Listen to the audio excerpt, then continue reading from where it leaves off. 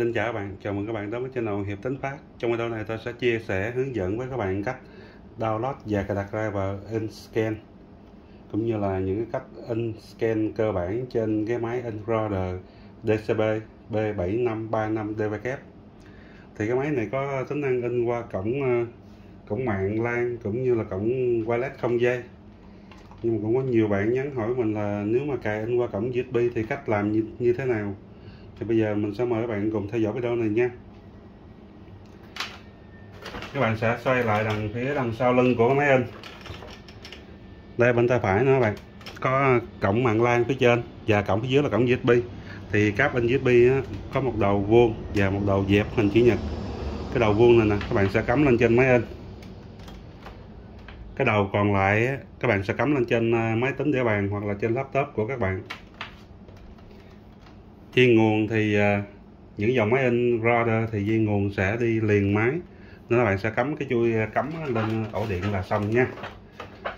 Rồi, công tắc của cái máy in nó sẽ nằm ở bên trái đấy các bạn. Chỗ này là công tắc nguồn.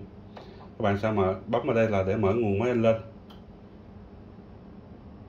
Và bây giờ chúng ta sẽ lên trên máy vi tính tiến hành download và cài đặt driver InScan cho máy Encoder DCB B7535DVK. InScan qua cổng USB nha các bạn. Mời các bạn cùng theo dõi video.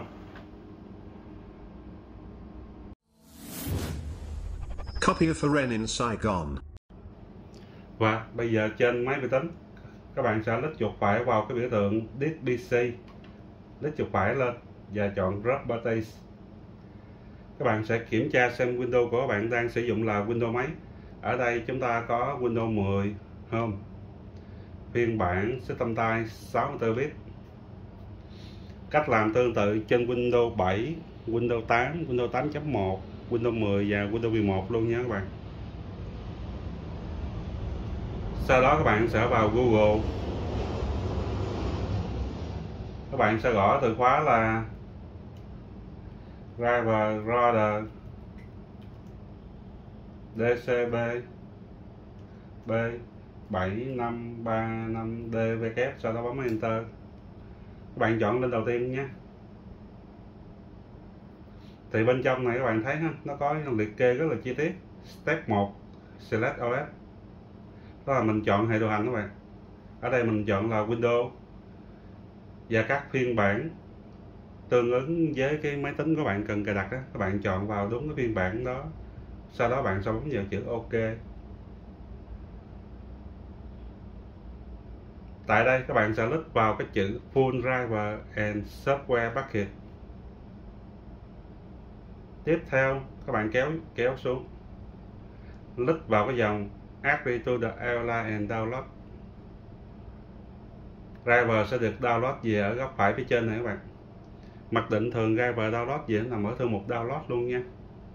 Nếu bạn nào mà không biết download gì nằm đâu á, bạn mở Disk PC lên, cột bên trái nè, chữ download nè các bạn ha. Cái file này đang được download về nha. Mà download xong rồi nó hiện full lên, nó hiện ra đầy đủ thông tin. Rồi bây giờ tôi sẽ cắm cáp in USB lên trên cái laptop của tôi. Thì các bạn thấy hệ điều hành ngay lập tức nhận thấy phần cứng mới và nó sẽ tự động cài đặt driver vào luôn. Thì các bạn lưu ý những dòng máy in đó, khi các bạn cắm cáp in USB mà nó nhận là driver Windows nó tự nhận, nó sẽ không có đầy đủ. Các bạn nên download hoặc là update driver để cho máy in của bạn nó hoạt động ổn định hơn, và nó sẽ có nhiều cái option, nhiều cái công cụ hỗ trợ cho bạn khi mà các bạn sử dụng máy in. Rồi bây giờ tôi sẽ quay trở lại cái mục download. Sau khi download xong các bạn sẽ lít vào cái biểu tượng này, mũi tên hướng xuống nữa ha. Rồi các bạn lít vào đây mở luôn cũng được, hoặc là lít vào cái show in folder nè. Rồi mình mở file lên luôn nhé các bạn.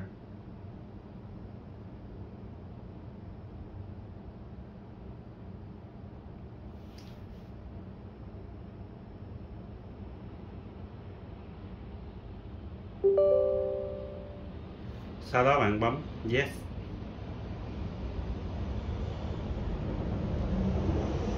Select your language. lựa chọn ngôn ngữ cài đặt, các bạn lít vào đây. Các bạn có thể lựa chọn nhiều ngôn ngữ khác nhau tùy theo nhu cầu sử dụng của các bạn. Để đây có tiếng Việt luôn ha. Rồi, tôi sẽ chọn tiếng Việt. Sau đó bấm Next. Lít vào cái dòng ngay chỗ này, I accept this license agreement và bấm Next. Thì như mình có giới thiệu, cái máy in này có hỗ trợ in qua cổng mạng LAN, cổng wireless và cổng USB. Thì trong video này tôi hướng dẫn các bạn kết nối qua cổng USB. Thì các bạn sẽ chọn cái dòng dưới cùng này, Local Connection USB. Bạn nào cài in qua cổng mạng LAN thì lít vào cái dòng ở giữa này, Wireless Network Connection. Còn trên này Wireless Network Connection là in qua cổng wireless nha các bạn. Do cái máy này mình nhận sửa của khách sẵn, mình làm video chia sẻ với các bạn luôn, nên là mình không chọn hai cái tùy chọn bên trên được. Bởi vì máy của khách hàng là đang sử dụng, đã được cài đặt sẵn rồi, nên là mình không có can thiệp vào cái vấn đề đó nha các bạn. Cái video này để dành cho những bạn nào mà dùng cá nhân ở gia đình mình ở nhà mình kết nối in sẵn trực tiếp, mình không có sử dụng hệ thống mạng nha các bạn. Tiếp theo bạn sẽ bấm vào chữ Next.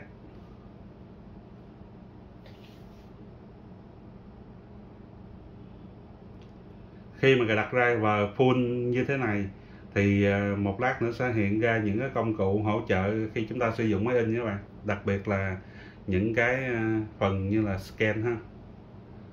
Rồi tiếp theo bấm Next. Rồi mình cài đặt theo kiểu cơ bản thôi các bạn. Tiếp theo bấm Next luôn.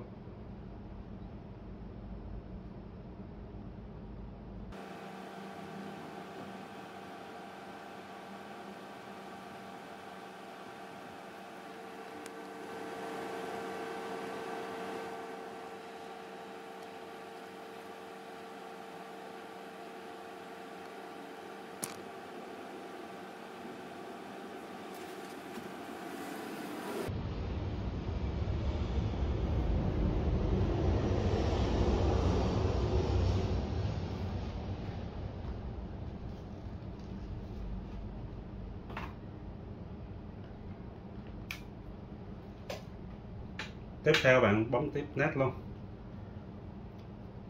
Rồi cái dòng này thu thập thông tin thì mình bỏ tích chọn đi, mình bấm Next. Sau đó bạn sẽ bấm chữ Finish.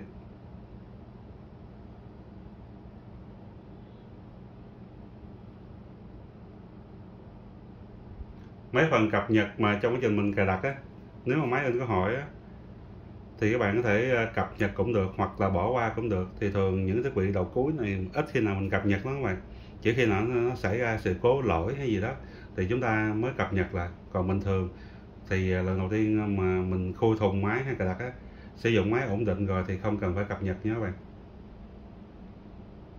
Cái đó là cái kinh nghiệm của mình thôi ha. Tại vì vấn đề cập nhật á, nhiều khi trong quá trình cập nhật nó xảy ra sự cố thì cúp điện hay cúp nguồn gì đó thì nó dễ hư máy luôn. Rồi ngay chỗ này cài đặt license thôi, bạn bỏ qua. Thường chúng ta chỉ có nhu cầu in scan cơ bản thôi, nên là cũng không cần phải mà phức tạp nha các bạn. Rồi như vậy là sau khi chúng ta lít vào chữ Finish thì đã kết thúc quá trình cài đặt driver in và scan cho máy Roder DCP B7535 DVK xong rồi ha. Bạn sẽ mở cái control panel lên, vào cái mục là View Device and Printers. Nếu mà giao diện của bạn là giao diện khác thì các bạn có thể lít vào chữ View by Category nè, chọn Black Icon thì nó ra là Device and Printer. Hướng dẫn rất là cơ bản nha các bạn. Để nhiều khi một số anh chị mở máy tính nó giao diện khác nhau thì các bạn cũng sẽ biết cách để mà vào đúng cái chỗ driver của cái máy in. Thì các bạn thấy không? Trong này có biểu tượng Roder DCP B7535 DVK series. Các bạn sẽ lướt chuột phải lên cái biểu tượng này. Mình nói thêm ha, nó có phần sát từ phone printer, mình nếu được tích chọn như nè là mỗi lần các bạn ra lệnh in á, thì máy tính của bạn sẽ ưu tiên chọn cái máy in này nhé các bạn. Rồi tại đây các bạn sẽ click vào dòng Printer Properties. Các bạn vào tab Advanced, click vào chữ Printing Default. Mục đích của mình vào đây là chỉnh lại cái khổ giấy. Tại Việt Nam chúng ta sử dụng giấy A4 mà bình thường mặc định là letter, nên các bạn in ra sẽ dễ bị giật lề. Nó giật lề luôn chứ không còn dễ nữa. Các bạn sẽ chọn lại A4 nha. Sau đó bấm áp dụng. OK. Tương tự như vậy ở tab Zero Reference. Thì thường á, kinh nghiệm mình làm máy in á, là mình thấy khi mà các bạn chỉnh bên tab Advanced á, thì bên tab Zero cái phần Reference khổ giấy nó sẽ đi theo. Nhưng mà mình làm trên nhiều máy tính mình không thấy nó đi theo, nên là mình cũng chia sẻ thêm với các bạn ha. Rồi mặc định của cái máy in này mình chia sẻ thêm với các bạn luôn, phần Printing Default nè. Cái phần in hai mặt cái máy in này cái đuôi nó là D có nghĩa là doublet, là in được hai mặt đó các bạn, in đảo mặt được tự động. Thì có một số bạn lại hay hỏi mình là bình thường không cần in hai mặt, mà cứ trang nào 2 trang trở lên thì nó tự động in. Bạn không có muốn điều đó thì các bạn sẽ chọn vào cái chữ không nè.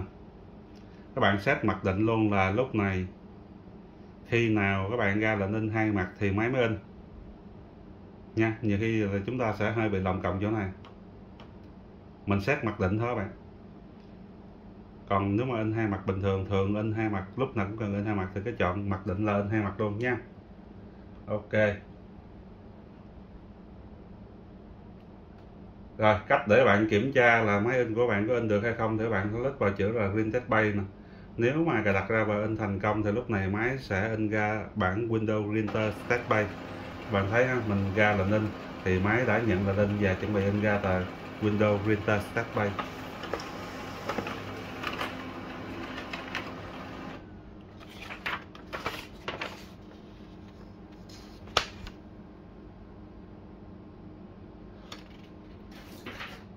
Rồi bây giờ nếu mà cách in Word, Excel như nó cũng tương tự như vậy đó các bạn. Mình mở file Word lên. Các bạn sẽ muốn in thì các bạn sẽ bấm vào file, chọn print. Rồi đó, trong này các bạn thấy ha, khi mình chọn in hai mặt ngoài kia từ 2 trang trở lên thì ngay chỗ này cái dòng nè, print on both sides nữa các bạn. Thì cái này á, print one side là in một mặt, print on both sides thì nó có 2 dòng. Các bạn thấy phần miêu tả phía dưới nè, long SG, tức là lật theo cạnh dài nha các bạn. Ví dụ cái trang là lật theo cạnh dài là lật cạnh dài, là giống như cái quyển tài liệu của các bạn học bình thường ha. Còn nếu mà các bạn chọn cái dòng phía dưới á, Short SG á, thì lật mấy cái bản tính Excel các bạn, mình lật theo chiều ngang nè. Cái ấy của cái tài liệu mình nó nằm bên này. Rồi bây giờ tôi sẽ in thử hai mặt lật theo cạnh dài cho bạn xem nha. Trên phần copy nè, chọn số bộ. Các bạn muốn in bao nhiêu bộ thì các bạn nhập vào, tối đa là 99.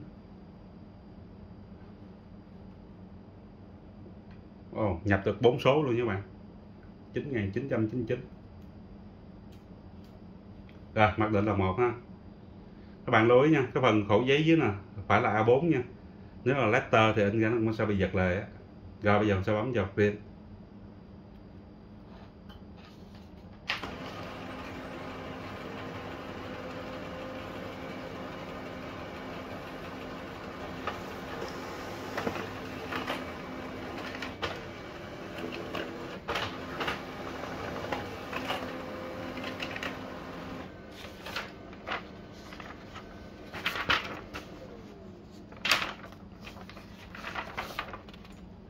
Rồi phần tiếp theo nữa là sẽ phần scan. Thì cái máy in này có bộ nạp bản gốc tự động và dưới mặt gương. Thì các bạn lưu ý scan, nếu mà cho mặt gương, cái bộ nạp bản gốc tự động á, là chúng ta chỉ scan được một mặt thôi, nó không có đảo mặt tự động nha các bạn. Nó cũng không ghép trang được ha. Rồi nếu các bạn muốn mà scan á, nhiều trang gom vào một file thì bạn bắt buộc phải scan ở dưới mặt gương phía dưới này. Rồi, bây giờ ta sẽ đặt cái bộ nạp lên bộ nạp bản gốc. Sau đó sẽ mở cái phần Router Utility lên. Các bạn chọn vô phần chữ quét nè. Bên trong này có 4 cái tùy chọn thì các bạn chọn cái liên kết Control Center 4. Trong này có hai cái phần chế độ. Các bạn thích chế độ nào mình cảm thấy dễ sử dụng nhất thì các bạn chọn. Mình thì thường hay chọn chế độ nâng cao. Sau đó bấm OK. Muốn mà cái ứng dụng này chạy khi khởi động máy tính luôn thì các bạn bật luôn ha, để dành khi mà các bạn scan nó trên từ cái máy Router nè, scan đẩy về máy tính. Còn bây giờ tôi đang hướng dẫn các bạn là scan kéo, tức là mở app, mở phần mềm lên để scan từ máy in kéo về máy vi tính. Bên trong này có 4 cái tùy chọn thì các bạn lựa chọn cái tùy chọn nào cũng được ha. Thì thường thì mọi người sẽ chọn phần tập tin. Cái cách của 4 cái lựa chọn này nó cũng tương tự nhau thôi nha các bạn. Rồi, loại tập tin thì thường chúng ta sẽ lưu file định dạng là PDF. Tên tập tin các bạn có thể thay đổi. Rồi, nhập tên giờ sẽ thay đổi. Các bạn muốn đổi tên gì cũng được ha, đặt tên vào. Rồi, độ phân giải tối đa là 1200 dpi, thấp nhất là 100. Để bạn lưu ý nha, độ phân giải càng cao thì tốc độ scan càng chậm, file lưu trữ càng lớn và chất lượng hình ảnh ra là đẹp nha. Mình đang test nên là mình chọn 300 đi, 300 dpi ha. Rồi, khổ tài liệu thì bạn chọn đúng nha, nếu bạn chọn không đúng cái khổ tài liệu á thì khi scan nó bị mất nội dung trong trang á. Rồi, chọn A4. Các bạn có thể tùy chỉnh là độ sáng, là độ tương phản mà ha. Rồi, quét liên tục. Quét liên tục, cái tính năng này là để khi các bạn scan nhiều tờ gom vào một file. Rồi, sau khi chọn xong hết rồi ha, các bạn xuống chữ quét này.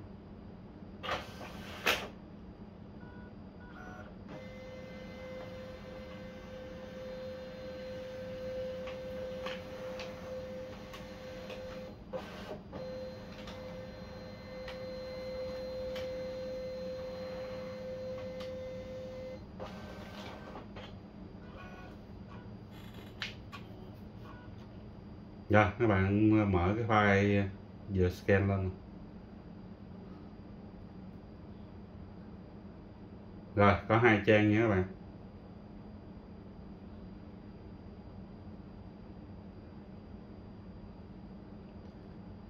Bây giờ tích giờ quét liên tục. Tôi sẽ đặt dưới mặt gương nha các bạn. Đặt mặt gương thì cái file của các bạn